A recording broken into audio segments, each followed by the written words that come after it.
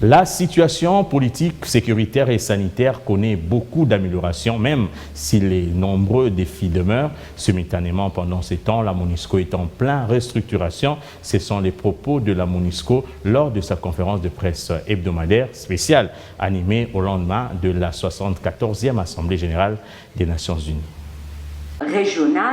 Une conférence spéciale pour la patronne de la MONUSCO, Leila Zerougui, est revenue sur l'évolution de la situation politique, sécuritaire, mais également sanitaire en RDC. Le pays est sur une bonne voie malgré le nombreux défis qui restent à relever. Il y a des progrès, il y a des choses qui se passent sur le plan politique. On a eu quand même des élections qui ont permis une transition souple et qui permet aujourd'hui à ce qu'on peut avoir de l'espoir. Mais comme je l'ai dit, il y a aussi de grands défis. Il y a des zones, les Kassai, le Tanganyika et même l'Ituri, où on a des groupes armés qui déposent les armes. Mais déposer les armes ne suffit pas.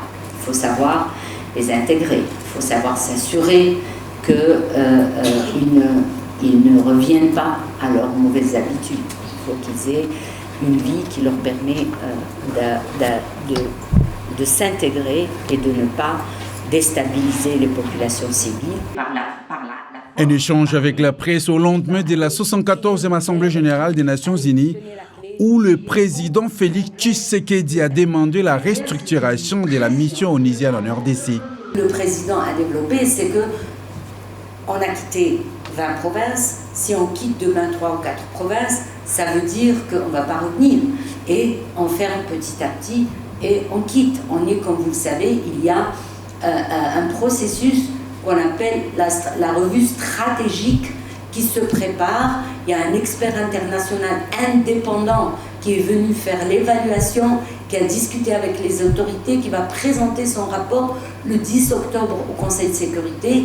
Notre mandat sera revisité en décembre.